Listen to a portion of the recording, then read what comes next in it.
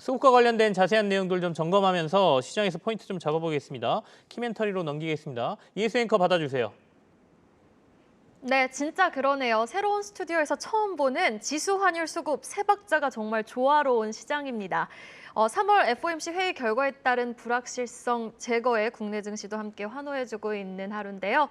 자, 회의 결과를 좀 리뷰해 볼 필요가 있을 것 같습니다. 네. 긴축을 한다고 해요. 이 한다고는 하는데 이게 예상 범주 안의 결과이기 때문에 이렇게 증시가 환호를 하는 건지 긴축은 일단 증시에 타격이 있을 법한 부분인 것 같은데 네네. 어떻게 보셨어요? 네, 제가 오늘 이제 새벽에 안 자고 계속 지켜봤습니다. 네. 지켜봤는데 시장의 특징적인 흐름이 좀 있었어요. 뭐 우리가 금리 인상에 대해서는 시장에서 뭐 그렇게 놀라지 않았습니다. 왜냐하면 이미 다 예상을 하고 있었기 때문에 항상 시장은 예상했던 부분들이 이제 나왔을 때는 별로 놀라지 않거든요. 근데 예상을 못했던 부분에서 뭔가 이야기가 나오면 순간적으로 놀라게 되죠. 그래서 오늘 새벽에 이제 그런 모습이 나타났었거든요. 한번 그 S&P 500 지수 제가 이제 그걸 가져온 것을 장중 그림을 한번 보시면 좋을 것 같은데. 장중에 이제 금리 인상 관련된 이야기가 나왔을 때 별로 움직임이 크게 없었는데요. 지금 보시면 S&P 500 지수가 오후 들어가지고 순간적으로 이렇게 하락 전환한 적이 있습니다. 다우도 그랬고요. 근데 이때 이제 무슨 이야기가 나왔냐면 이제 바로 QT라는 방금 이제 앵커님께서 말씀해 주신 양적 긴축이라는 이야기가 나오면서 미국 증시가 한때 마이너스 전환되는 그런 모습이 좀 나왔습니다.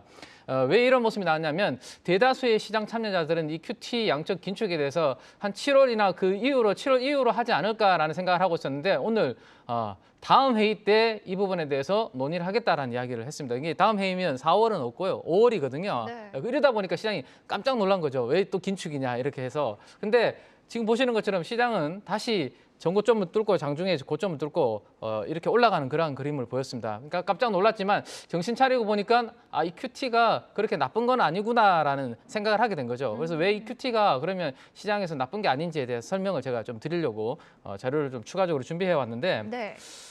일단 이제 이 QE와 QT가 뭔지에 대해서는 좀 아셔야 될 것 같아요. 예. QE는 많이 들어보셨을 거예요. 우리가 양적 완화라고 해서 돈을 푸는 거죠. 그렇죠. 시장이 뭔가 안 좋을 때 불안할 때 연준이 이제 시중에 돈을 많이 풀어주는 거죠. 대신에 국채라든지 뭐 주택 저당 채권 같은 MBS를 많이 사들이고 이렇게 이제 돈을 풀어주는 건데 반대라고 생각하시면 되죠. QT는 T가 이제 타이트닝입니다. 이제 긴축을 쫀다라는 거죠, 돈을. 그래서 가지고 있던 국채라든지 뭐 MBS 같은 이 주택 저당 채권을 시중에 다시 내다 파는 거죠. 그러면 반대로 이제 연준 안으로 달러가 들어오니까 많은 분들이 이제 겁을 내는 거죠. 돈을 풀다가 돈을 다시 이제 연준으로 걷어들이니까 이거 안 좋은 거 아니야? 이렇게 생각하실 수 있는데 지금 시장에서 가장 우려하는 부분이 물가 때문에 금리는 지금 조금 올리고 있는데 이 우크라이나 우려감 때문에 지금 경기가 침체될까 봐 그 부분을 지금 가장 우려하고 있는 거거든요. 그래서 지금 미국 증시에서는 어떤 그림이 만들어지고 있냐면 많은 분들이 이 지표를 지금 걱정을 하고 계십니다. 미국의 장단기 금리 제가 스프레드를 오늘 새벽까지 해서 그려왔는데 이 10년물과 2년물의 차이를 장단기 금리 스프레드라고 하는데 지금 보시면 아주 이 10년물과 2년물의 스프레드가 급격하게 축소가 되고 있거든요. 그래서 앞으로 경기가 안 좋아지고 침체될 거야라는 우려감이 지금 여기에 반영이 되고 있는 거죠. 이러다 보니까 연준에서 뭔가 생각을 했고 QT라는 걸 하면 채권이라든지 주택 저당 채권을 내다 팔면 그 가격은 떨어질 것이고 대신에 금리는 올라가니까 장기 금리를 올려주는 현상이 생기는 거죠. 그러다 보면 이 장단기 금리 스프레드가 다시 이렇게 올라갈 수 있는 부분을 만들어주는 겁니다. 그러면 많은 분들이 이 그래프만 보고 기업 투자자들도 야 앞으로 장단기 금리가 저렇게 역전이 되면 우리 투자 멈추고 앞으로 침체될 거니까 좀 조심하자. 대비하자. 다들 멈출 텐데 다시 이 금리 스프레드가 벌어지는 모습이 나타나면 생각했던 것보다 경기가 나쁘지 않구나라는 기대감에 또 활발하게 이제 경제 활동을 할 수 있는 거거든요. 이러한 부분들을 연준에서 좀 도와주는 부분이 이 QT다라고 생각을 하시면 되고 그래서 이 양적 긴축이라는 것이 시장에 그렇게 나쁘지 않은 그러한 정책이고 이번에 발표였다. 그래서 시장은 그렇게 다시 긍정적인 흐름이 만들어졌다라고 생각하시면 좋을 것 같습니다. 네, 그러면은 일단은 긴축이라는 단어에 화들짝 놀랐지만은 다시 한번 이 장단기 금리차를 보아하니 절대 시장에 이게 나쁜 것만은 아니구나라고 느끼고 나서 환호했다라는 말씀이시네요. 네네네. 그럼 이제 장기적으로 봤을 때 시장은 좀 안도감을 가져도 되는 상태인 건가요? 그렇죠. 왜냐하면 이 장단기 금리가 역전이 되고 난 다음에 한 6개월이나 수개월 뒤에 항상 증시가 폭락한 적이 많았었고요. 경기가 침체로 간 적이 많았었거든요. 근데 이번에도 지금 거의 붙었기 때문에 또다시 이제 앞으로 주가 폭락하고 경기 침체될 거 아니냐 우려감이 컸는데 이 부분을 연준에서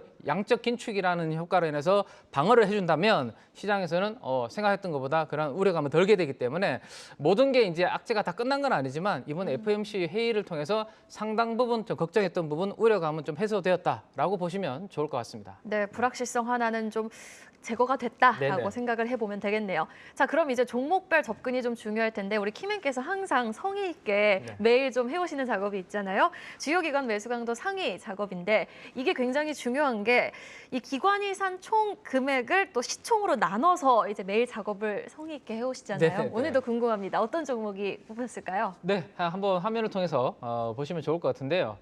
자, 일단 최근에 매수 강도 상위 종목에 계속 포착이 되는 종목은 상호펀드에서는 화성산업이라는 대구를 기반을 가지고 있는 건설사들에 대해서 사실 이번 주 초반에 계속 수급에 잡혔습니다. 근데 제가 이제 뭐 크게 코멘트는 안 드렸는데요. 어제 시총 대비해서 0.6%의 강한 매수세가 좀 들어왔다는 부분이 좀 특징적이고 나머지 종목들은 노란색으로 표시되어 있는 종목은 상호펀드에서 여전히 리오프닝 관련해서 항공 관련해서 종목들에 대해서 집중적으로 좀 편입을 하고 있다라는 모습입니다. 그래서 제가 항공 관련해서는 두 번째 코멘트에서 좀 재밌는 지표들을 좀 준비를 해온 게 있거든요. 그걸 가지고 한번 설명을 드리면 될 것 같습니다. 자, 그 다음 페이지로 보시면 초록색으로 표시되어 있는 종목은 3월 1일부터 3월 10일까지 수출 데이터가 이제 발표가 됐는데 상당히 또 양호하게 잘 나오고 있는 의료기기 쪽입니다. 임플란트, 미용 의료기기 쪽이 계속해서 기관들의 선택을 받고 있고요. 그다음에 심텍과 이스페타시스와 같은 이런 PCB 기판 쪽으로도 수급이 들어오고 있다라는 거 참고하시면 좋겠습니다. 네, 알겠습니다. 그러면 조금 더 깊게 이야기는 잠시 후에 나눠보도록 하고요. 주요 기관 매수 강도 상위까지 살펴봤습니다. 잠시 후에 다시 찾아올게요. 네, 키멘터리로 가봐야 되죠. 제가 맨날 키멘 그러니까 좀 약간 서운해하시는 것 같아요. 이름도 불러드려야 됩니다. 민재기 KB 프라임 센터 팀장님이십니다. 저희 마이크는 또 이혜수 앵커가 받아주시죠. 이혜수 앵커 진행해 주세요. 네, 저도 민재기 부장님이라고 불러드릴게요. 자, 지금 뭐 수급 너무 견조합니다. 외국인이 890억 원, 뭐 900억 원 가까이 매수해주고 있고요. 원달러 환율도 12원 넘게 빠지고 있습니다. 자, 기관이 샀던 종목 다시 한번 좀 리뷰 부탁드릴게요. 네, 오늘은 조금 쉬어가는 그림인 것 같은데요. 어제 상호펀드에서는 역시 이제 항공 운송 관련된 업종에 대해서 기본적으로 매수세가 여전히 유입이 되고 있습니다. 제가 이제 조금 이따가 글로벌 항공기 운항 대수의 흐름을 한번 보여드릴 텐데 그 부분 보면서 투자에 참고하시면 좋을 것 같습니다. 자, 다음 페이지 한번 보시면요. 자, 어제 이제 그 반도체 패키징 기판 쪽으로 수급이 좀 들어오는 모습이었는데요. 우리나라 국내 기업들은 대부분 베트남에 생산 시설을 보유를 하고 있습니다. 그래서 지금 중국 쪽에서 일부 이제 선전에서 락다운이 만들어지고 있는 그 부분에 대해서 우리나라 기업들이 반사이 기대감이 있다라는 차원에서 어제 기관 매수 강도들이 많이 들어왔는데 지금은 이제 상당히 좋습니다. 좋은데 그래서 이제 좋기 때문에 지금 이 기판 관련된 업체들이 증설을 지금 많이 하고 있는 상황입니다. 그래서 하반기 들어가면 아마도 이 증설 관련해 놓은 부분에 대한 피크아웃 이슈가 나올 수 있는 부분이 있거든요. 그래서 그 부분은 염두를 해두고 계시면 좋을 것 같습니다. 다음 페이지 한번 보시면요. 자, 클래시스와 덴티움, 제이시스 메디칼 제가 최근에 계속 이제 기관들 매수 강도 상위 종목으로 이제 언급을 드리고 있는데 3월 1일부터 3월 10일까지 수출 데이터 잘 나오고 있습니다. 그래서 임플란트 미용 의료기기 쪽도 기관들의 선택을 여전히 받고 있다라는 거 참고하시면 좋을 것 같고요. 다음 페이지 한번 보시면요. 자, 이 대원제약이라는 종목입니다. 처음으로 이제 기관들과 외국인들의 동시 순매수가 이제 어제 강하게 들어온 종목입니다. 이 대원제약은 지금 이제 코로나 확진자 수가 매우 많이 증가를 하고 있는데 그에 따라서 공장을 풀 가동을 해도 이 감기약이라든지 이런 종합 감기약을 만드는 이 제약회사들은 좀 수요를 따라잡기 어렵다라는 그런 이슈가 되고 있는데 이 부분도 잠시 후에 자세하게 한번 살펴드리도록 하겠습니다. 네, 기관이 산 종목 항공주 그리고 반도체 기판 임플란트 미용기기 뭐 대원제약을 꼽아주셨는데요. 사실 리오프닝 관련주 뭐 항공주는 그동안 많이 올랐기 때문에 오늘 쉬어가고 있어요. 네. 항공주를 좀 매수하고 싶으신 분들 선택하고 싶으실 때 매수 기준을 삼고 싶으신 분들한테 주시는 팁이 있다면 어떤 팁이 있을까요? 네, 우리가 어제 이제 그 중국 시장 보실 때 제가 15금리 보시면 도움이 된다라는 말씀드렸고 너무 큰 도움이 됐어요. 네, 네. 어제 상당히 좋은 그림이 나왔었는데 이 항공 여행 쪽도 제가 팁을 하나 알려드리면 좋을 것 같아서 준비를 해왔는데 일단 항공 쪽 먼저 한번 보시면 좋을 것 같은데요. 이 글로벌 항공기의 운항 편수라는 데이터가 있습니다. 얼마나 이제 많은 비행기들이 이제 하늘에 떠다니는지를 나타내는 건데 2020년과 2021년은 코로나 때문에 당연히 이제 지표가 안 좋았겠죠. 그래서 제가 코로나 이전에 2019년도 데이터를 가지고 왔는데 이 파란색이 2019년도 데이터라고 보시면 되거든요. 그리고 지금 3월 달이 여기입니다. 그리고 검은색은 2022년 그래프입니다. 지금 파란색보다 검은색이 위에 있죠. 그러니까 코로나 직전보다 글로벌 항공기 운항 편수는 더욱더 많은 상황이다라는 거 항공주 투자하시는 분들은 참고하시면 좋지 않을까 싶고요. 자, 다음으로 보시는 거는 그 하나투어 주가랑 제가 그 네이버에서 해외여행에 검색을 해서 해외여행에 대한 이 단어에 대한 검색 트렌드를 한번 그려봤습니다. 이게 하나투어 주가랑 해외여행을 얼마나 많은 분들이 이렇게 검색하는지에 대해서 검색 빈도를 가지고 제가 주가를 같이 그려보니까 거의 상관관계가 높게 나오고 있습니다. 네. 그러니까 해외여행에 대한 검색 빈도가 많이 늘어나면 하나투어 주가도 올라가고요.